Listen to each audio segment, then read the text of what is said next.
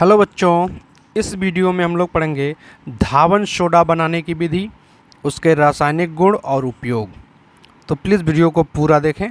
चलिए हम लोग शुरू करते हैं। सबसे पहले बात करें कि धावन सोडा का रासायनिक सूत्र क्या होता है। धावन सोडा का रासायनिक सूत्र, तो धावन सोडा का रासायनिक सूत्र होता है Na2CO3 डॉट 10H2O। इसके साथ सोडियम कार्बोनेट है, सोडियम कार्बोनेट के साथ 10 जल के अणु जुड़े हुए हैं। ठीक है, Na2CO3 डॉट 10H2O।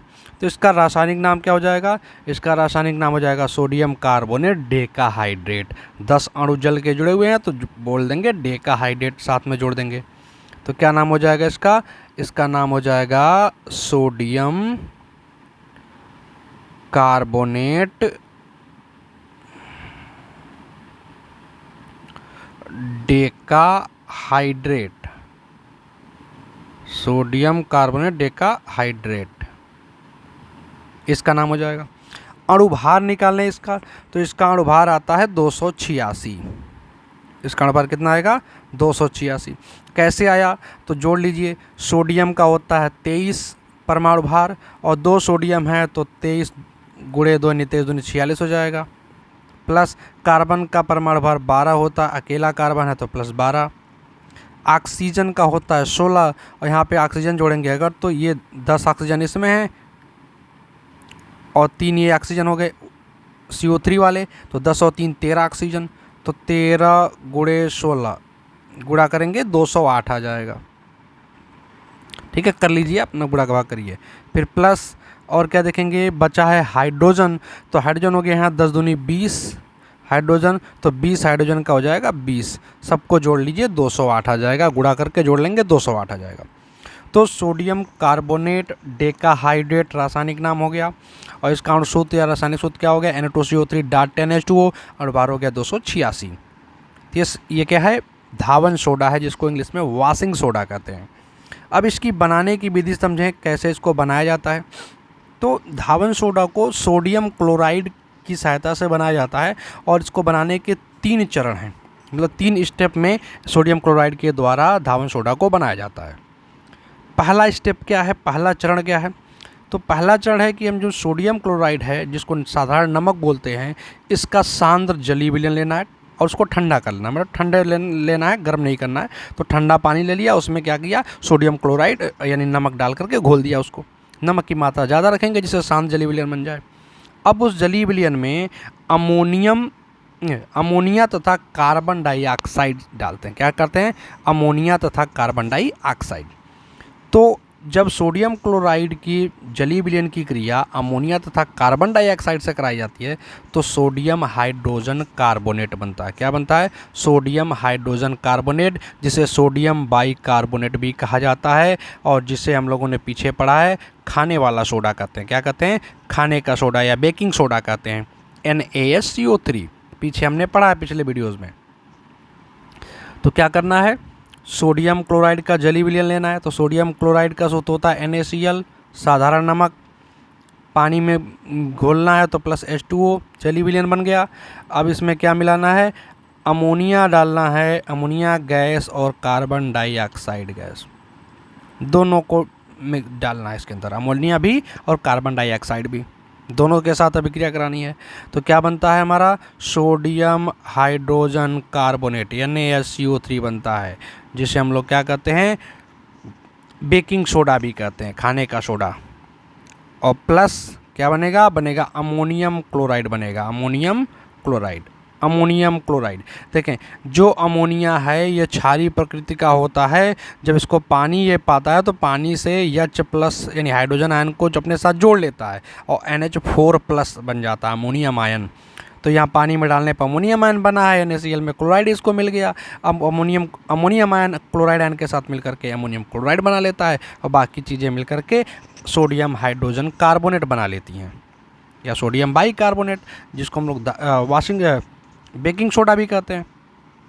अब अगले चरण में क्या होता है कि जो हमारा सोडियम हाइड्रोजन कार्बोनेट है, इसको हम लोग छान करके फिल्टर पेपर से छान करके इसको अलग कर लेते हैं। ठीक ठीक है। अब उसको अलग कर लेंगे, फिर उसको अच्छे से सुखा लेंगे और उसको फिर गर्म करते हैं, तो जिससे सोडियम कार्बोनेट प्राप्त हो जाता है। क्योंकि हमने पीछे पढ़ा है कि जो हमारा बेकिंग सोडा होता है उसको गर्म करने पर वो टूट जाता है, किसमें? सोडियम कार्बोनेट में।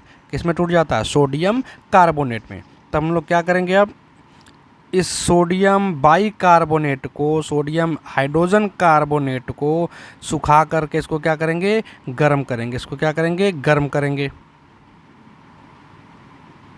इसको क्या करते हैं? गर्म कर देते हैं।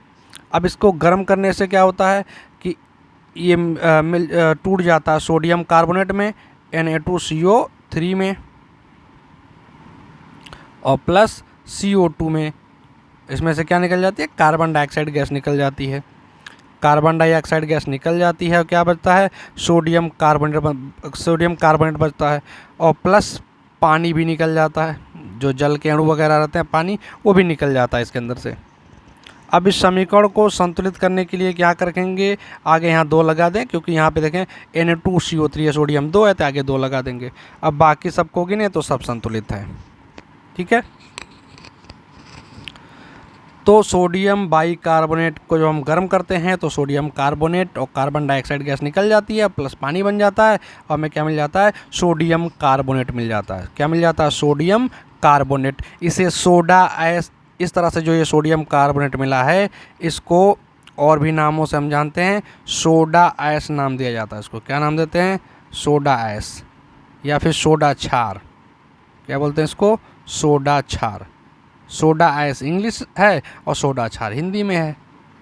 सोडा ऐश या सोडा क्षार बोल देते हैं। फिर अब आते हैं तीसरे चरण पर। तो तीसरा चरण क्या होता है? हमें सोडियम कार्बोनेट मिला दूसरे चरण में। अब इस सोडियम कार्बोनेट का क्रिस्टलीकरण कराया जाता है, जिससे हमें धावन सोडा प्राप्त हो जाता है। अब क्रिस्टलीकरण क्या होता है? क्रिस्टलीकरण कराने के लिए उसको जली विलयन उसका बनाया जाता है। क्या करते हैं? सोडियम कार्बोनेट का जली विलयन बनाएंगे। क्या करेंगे? उसको जली विलयन बनाएंगे, उसमें पानी लेंगे, सोडियम कार्बोनेट को घोलते जाएंगे, गर्म करते जाएंगे, घोलते जाएंगे, तब तक घोलेंगे जब तक कि सोडियम कार्बोनेट पानी में घुलना ना बंद हो जाए। तो ऐसे विलयन को हम लोग संतृप्त विलयन कहते हैं। और जब संतृप्त विलयन बन जाता है तो उसे हम लोग क्या करते हैं? ठंडा होने के लिए रख देते हैं। और जैसे ठंडा होगा हमें सोडियम कार्बोनेट के डेकाहाइड्रेट के यानी धावन सोडा के क्रिस्टल प्राप्त हो जाएगा। तो हम लोग क्या लिखेंगे? इस रासायनिक अभिक्रिया कैसे लिखेंगे? हम लिखेंगे सोडियम कार्बोनेट Na2CO3। इसी का क्रिस्टलीकरण करना है। तो क्रिस्टलीकरण करने से क्या होगा? 10 पानी के अणु इसके साथ जुड़ जाएंगे। सोडियम कार्बोनेट के एक अणु के साथ पानी के 10 अणु जुड़ गए और क्या बन जाएगा? Sodium carbonate Na2CO3 dot 10H2O बन जाता है, यानी धावन सोडा के क्रिस्टल प्राप्त हो जाते हैं, ठीक है। और तीर के ऊपर क्या लिख देंगे? क्रिस्टलीकरण। क्रिस्टलीकरण। तो सोडियम कार्बोनेट मिला, सोडियम कार्बोनेट का क्रिस्टलीकरण किया, सोडियम कार्बोनेट डेकाहाइड्रेट मिल गया, यानी धावन सोडा मिल गया। तो लास्ट में इस तीसरे स्टेप के द्वारा हमें क्या मिल जाता है? तीसरे चरण के बाद हमें धावन सोडा प्राप्त हो जाता है। तो इस तरह से हमें धावन सोडा प्राप्त हो गया। चलिए अब इसके भौतिक गुणों के बारे में देखें कि धावन सोडा के भौतिक गुण क्या होते हैं। तो सबसे पहला इसका गुण है कि यह गंधहीन होता है और सफ़ेद क्रिस्टलीय पदार्थ है। किस कलर का होता है? सफ़ेद क्रिस्टलीय पदार्थ होता है और इसमें कोई गंध नहीं होती है, गंधहीन होता है। इसका गलनांक 850 डिग्री सेल्सियस होता है, यानी 850 डिग्री सेल्सियस पर गर्म करेंगे तब ये पिघल जाएगा। और ये जल में विलय होता है, इसका पानी में इसको आसानी से घोल देंगे, जल में घुल जाएगा ये, ठीक है। फिर अब उपयोग की बात करें कि इसके उपयोग क्या क्या हैं। तो पहला इसका उपयोग है कि इसका हम बेकिंग पाउडर बनाते हैं, पेंट बनाने में प्रयोग करते हैं, सुहागा बनाने में भी प्रयोग किया जाता है। सुहागा को एक और नाम से जानते हैं, बोरेक्स। सुहागा को बोरेक्स भी कहा जाता है। बोरेक्स, बोरेक्स क्या, सुहागा क्या है? यह भी एक सफ़ेद क्रिस्टलीय पदार्थ है। सफ़ेद क्रिस्टलीय पदार्थ ये भी होता है। इसका भी काम धुलाई करने में प्रयोग किया जाता है। जैसे हमारा धावन सोडा धुलाई के काम में आता है, सुहागा भी धुलाई के काम में आता है, ठीक। और दूसरा उपयोग क्या है इसका? दूसरा उपयोग है डाई बनाने के निर्माण में किया जाता है इसका। तो डाई बनाने में या जिसको रंजक इंग्लिश में हिंदी में बोलते हैं, तो रंजकों के निर्माण में, फिर कपड़े धोने में और कठोर जल को मृदु करने में भी इसका उपयोग किया जाता है। कठोर जल क्या होता है? जब पानी के अंदर खनिज लवणों की मात्रा बहुत ज़्यादा हो जाती है, मुख्यतः कैल्शियम और मैग्नीशियम आयन की मात्रा जब ज़्यादा हो जाती है तो उसे हम कठोर जल कहते हैं। तो कठोर जल को मृदु करने के लिए भी धावन सोडा का उपयोग किया जाता है। चलिए अब हम देखते हैं कि धावन सोडा के रासायनिक गुण क्या क्या हैं। तो पहला गुण हम लोग पढ़ेंगे ऊष्मा का प्रभाव, यानी इफेक्ट ऑफ हीट। ऊष्मा का प्रभाव क्या होता है धावन सोडा पर? कि जब हम धावन सोडा को गर्म करते हैं तो इसके जितने भी पानी के अणु होंगे सब निकल जाते हैं और हमें क्या मिलता है? निर्जल सोडियम कार्बोनेट मिल जाता है। तो पहले धावन सोडा का सूत्र लिखेंगे तो Na2CO3 डॉट 10H2O, ठीक है, यही है। अब इसको जब गर्म करेंगे, हीट करेंगे, तो क्या होगा? सारा पानी का अणु इसमें से निकल जाएगा और मिल जाएगा हमें Na2CO3 मिलेगा, सोडियम कार्बोनेट मिलेगा और सारा पानी क्या होगा? निकल जाएगा। पानी के 10 अणु हैं तो 10 लिख सकते हैं, संतुलित करने के लिए 10 आगे लिख दिया। तो 10H2O निकल गया, 10 अणु निकल गए और क्या बचा? सोडियम कार्बोनेट बचा, जिसे हम निर्जल सोडियम कार्बोनेट बोल सकते हैं क्योंकि पानी इसमें से निकल चुका है पूरा। तो निर्जल सोडियम कार्बोनेट मिल जाता है। चलिए दूसरी अभिक्रिया है CO2 के साथ अभिक्रिया, कार्बन डाइऑक्साइड के साथ अभिक्रिया। देखिए जब कार्बन डाइऑक्साइड के साथ अभिक्रिया कराते हैं तो इसके लिए हमें क्या करना पड़ता है? पहले धावन सोडा का जली विलयन लेते हैं और उसमें CO2 गैस प्रवाहित करते हैं। तो इसमें सोडियम बाइकार्बोनेट हमें प्राप्त हो जाता है, सोडियम बाइकार्बोनेट का अवक्षेप प्राप्त हो जाता है, सोडियम बाइकार्बोनेट मिल जाता है। तो इसका समीकरण कैसे लिखेंगे? तो समीकरण में हम लिखेंगे, हमें क्या लेना है? धावन सोडा के जली विलयन लेने हैं। तो Na2CO3 Na2CO3, ठीक है। अब देखिए रासायनिक अभिक्रियाओं में धावन सोडा का सूत्र अगर सिर्फ Na2CO3 लिख दे रहे हैं तो कोई दिक्कत नहीं है इससे, ठीक है। डायरेक्ट Na2CO3 ही सिर्फ लिख करके काम चल जाता हम लोगों का। तो Na2CO3 प्लस H2O क्या किया? इसका जली विलयन बना दिया। सोडियम कार्बोनेट को या धावन सोडा को क्या किया? पानी में घोल दिया और उसमें क्या मिला दिया? कार्बन डाइऑक्साइड गैस गुजार दी। क्या गैस कौन सी गैस गुजार दी? कौन सी गैस पास कर दी? कार्बन डाइऑक्साइड गैस पास कर दिया, ठीक है। कार्बन डाइऑक्साइड गैस उसके अंदर प्रवाहित कर दिया।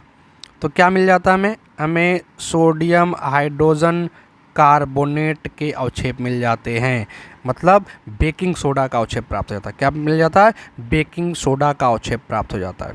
समीकरण को संतुलित अगर करना हो तो आगे यहाँ 2 लगा देंगे, ठीक है। तो इस तरह से हमें क्या मिलेगा? धावन सोडा के जली विलयन में कार्बन डाइऑक्साइड गैस प्रवाहित करने पर हमें sodium hydrogen carbonate, sodium bicarbonate प्राप्त हो जाता है, ठीक है। तीसरा गुण हम लोग समझते हैं अम्ल के साथ अभिक्रिया, कि जब हम धावन सोडा की क्रिया अम्ल के साथ कराते हैं तो क्या क्या होता है, ठीक है। देखिए जब अम्ल के साथ धावन सोडा अभिक्रिया करेगा तो 3 चीज़ें बनेंगी। एक तो बनेगा लवण, दूसरा बनेगा जल और तीसरा कार्बन डाइऑक्साइड गैस निकलती है। लवण, जल और कार्बन डाइऑक्साइड निकलती है। तो हम क्या करेंगे? कार्बन डाइऑक्साइड और पानी तो लिख ही देंगे साइड में, जल और कार्बन डाइऑक्साइड, बाकी जो बच जाएगा उसको जोड़ करके लवण बना देंगे। जैसे देखिए अगर सोडियम कार्बोनेट Na2CO3, रासायनिक अभिक्रिया में हम क्या लिख देते हैं? सीधे Na2CO3 लिख लेते हैं, H2 लिखने की ज़रूरत नहीं पड़ती है, ठीक है। तो इसकी अभिक्रिया अगर हम किसके साथ करा रहे हैं? H2SO4 के साथ करा रहे हैं, सल्फ्यूरिक अम्ल के साथ कराया जा रहा है धावन सोडा की अभिक्रिया। तो क्या बनेगा? पानी बनेगा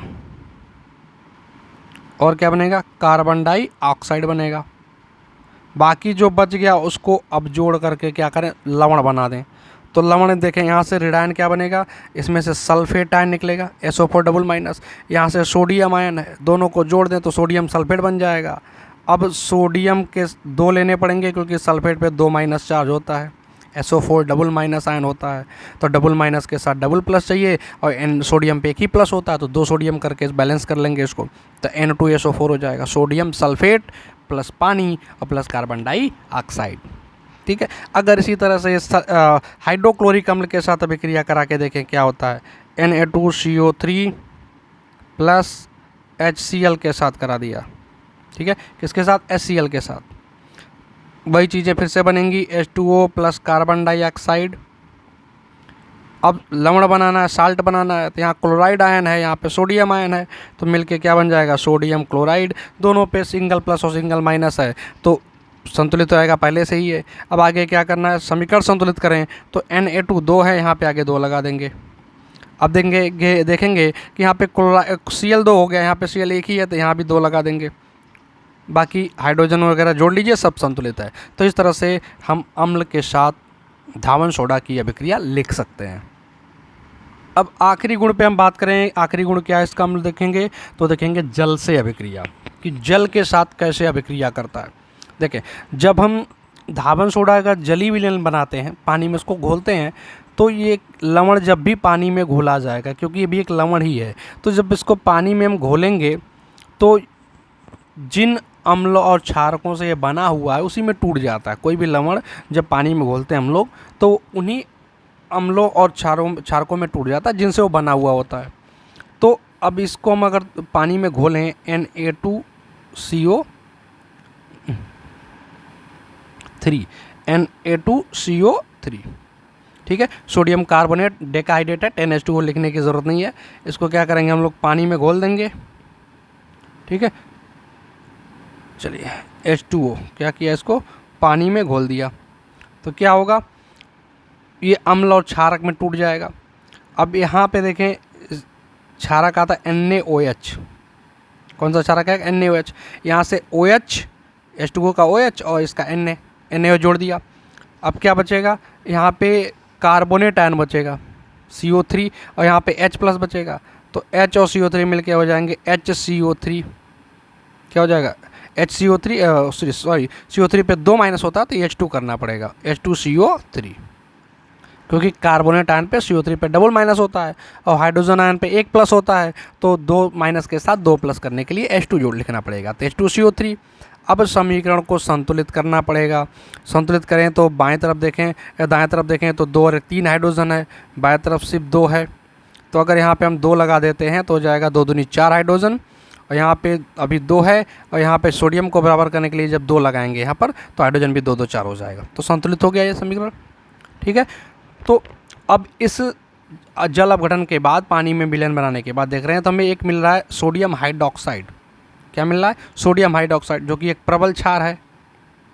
पीछे वीडियोस में हमने इस पर बात किया है कौन प्रबल क्षार है, कौन प्रबल अम्ल है। तो ये प्रबल क्षार है, और ये कौन सा अम्ल है, ये दुर्बल अम्ल है, कार्बोनिक अम्ल इसका नाम है, दुर्बल अम्ल है। तो अब अगर विलयन के अंदर प्रबल क्षार बना और दुर्बल अम्ल बना तो ओवरऑल जो विलयन होगा वो क्षारीय प्रकृति का हो जाएगा, क्योंकि क्षार उसमें प्रबल है। तो इसका जो जलीय विलयन होगा वो कैसा होगा, क्षारीय होगा। तो इसीलिए ऊपर लिख दिया गया कि इसका जो जलीय विलयन होता है वो क्षारीय होता है। तो जब इसको हम पानी में घोलते हैं तो NaOH और H2CO3 बनता है, सोडियम हाइड्रोक्साइड और कार्बोनिक अम्ल बनता है। अब सोडियम हाइड्रोक्साइड प्रबल क्षार होने की वजह से पूरा विलयन हमारा क्षारीय हो जाता है। तो इसका मतलब कि जो धावन सोडा है ये भी क्या है, क्षारकीय लवण है। कैसा लवण है, क्षारकीय लवण है, ठीक है। तो इस वीडियो के साथ हमारा ये क्लास 10 साइंस का केमिस्ट्री का दूसरा चैप्टर भी कंप्लीट हो चुका है। अब आज शाम से हम लोग फिजिक्स स्टार्ट करेंगे, जो कि शाम 5 बजे से लाइव क्लास चलेगी। तो प्लीज़ उसके चैनल के साथ जुड़े रहें और लाइव वीडियो ज़रूर देखें।